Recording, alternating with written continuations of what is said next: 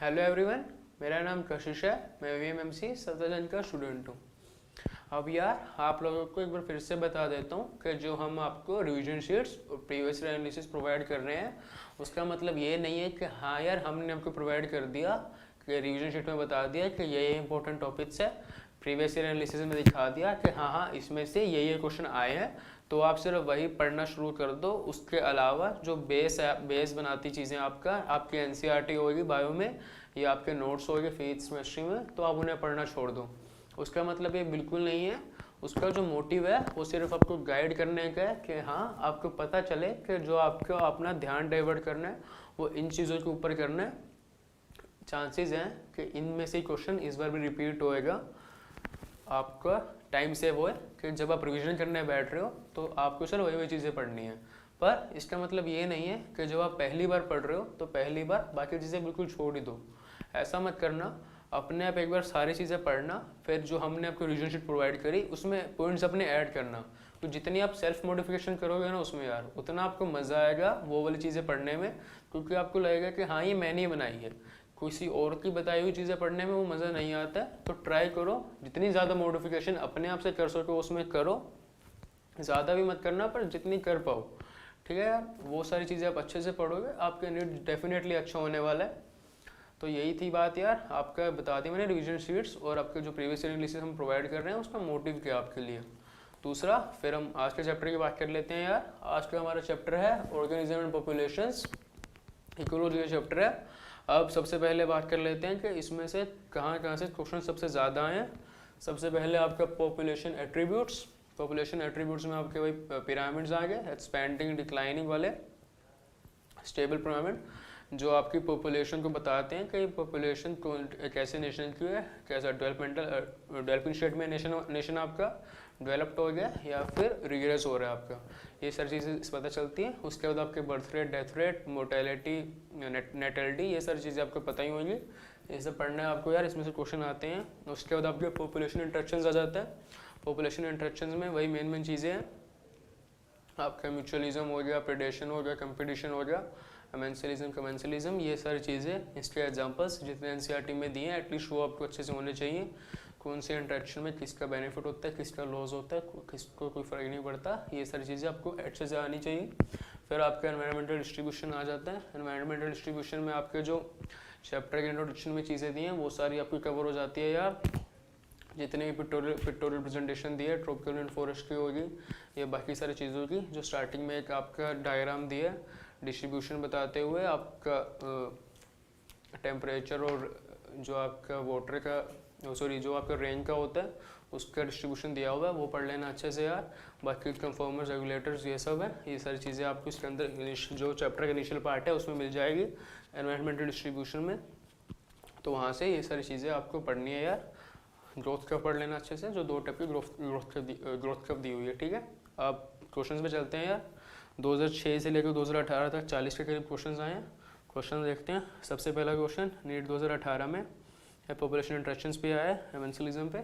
आपको बताया ही मैंने कि पॉपुलेशन इंटरेक्शंस काफ़ी इंपॉर्टेंट है यार। इनमें एग्जाम्पल्स जितने एनसीईआरटी में दिए और बेनिफिट, पॉजिटिव इम्पैक्ट होता है, नेगेटिव होता है, जीरो इम्पैक्ट होता है, ये पढ़ लेना। टेबल दी हुई है एनसीईआरटी में। सेकंड क्वेश्चन ये भी आपका मोथुरिया का म्यूचुअलिज्म पे आया है। ये भी म्यूचुअलिज्म में एग्जांपल दिया हुआ है यार, और आप फ्लावरिंग प्लांट्स में भी सुना होगा आपने इसके बारे में, तो ये भी नीट 2018 में ही आया था।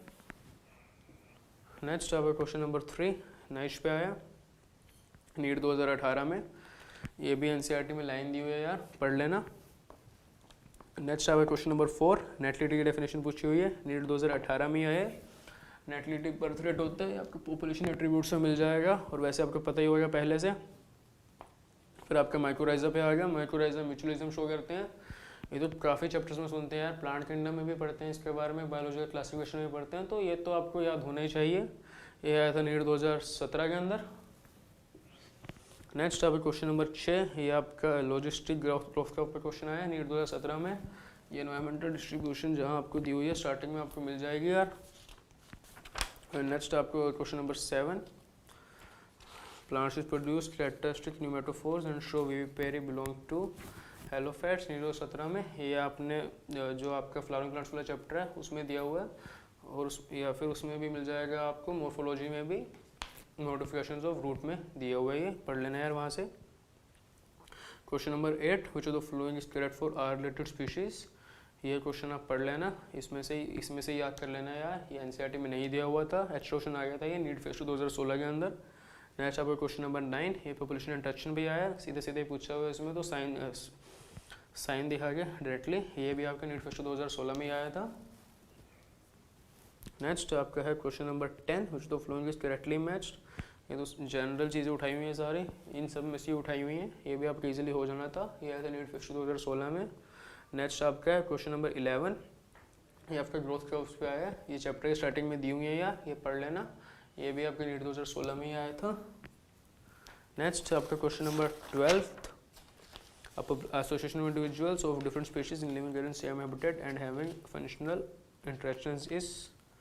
ये भी आपको चैप्टर में दी हुई है, स्टार्टिंग में मिल जाएगा आपको इंट्रोडक्शन पार्ट में, ये आया था रीएपीएमडी 2015 के अंदर। नेक्स्ट आपका question number 13, roots play significant role in absorption of water in.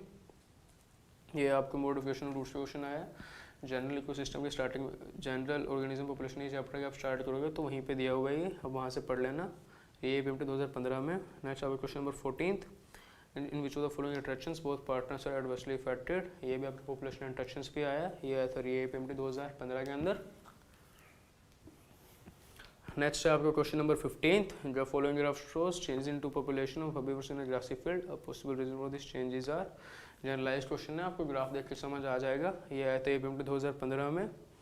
Next, most animals are tree dwellers in a, रीएपीएमडी 2015 में आया था, ये आपको चैप्टर के स्टार्टिंग में मिल जाएगा एनवायरमेंटल डिस्ट्रीब्यूशन में, बाकी जनरलाइज क्वेश्चन है, आप इजीली कर लोगे इसको। नेक्स्ट आपका क्वेश्चन नंबर 17, ये कोलोराडो नेशनल पार्क पे आया है रीएपीएमडी 2014 में, ये पॉपुलेशन एट्रीब्यूट्स के अंदर इसका एग्जांपल दिया हुआ है माइग्रेशन के अंदर, ये भी आप पढ़ लेना यार वहाँ से।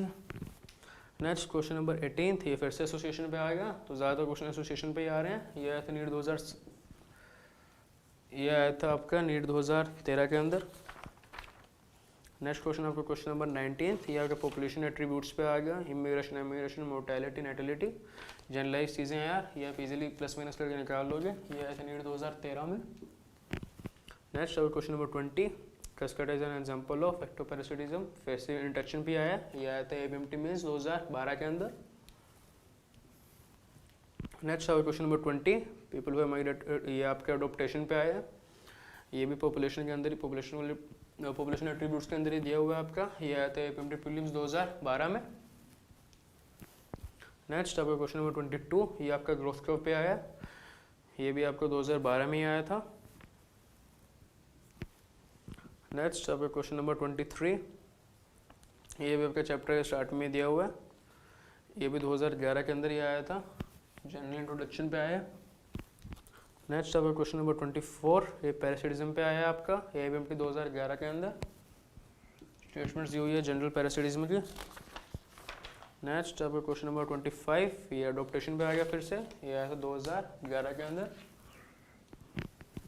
नेक्स्ट आपका क्वेश्चन नंबर 26, ये पॉपुलेशन पिरामिड्स पे आ गया, आपको स्टार्टिंग में बताया था मैंने, 3 पिरामिड्स दिए हुए हैं यार, पढ़ लेना। रिप्रोडक्टिव हेल्थ वाले चैप्टर में भी सेम पिरामिड्स पढ़ते हो आप, ये भी आपका 2011 में आया था।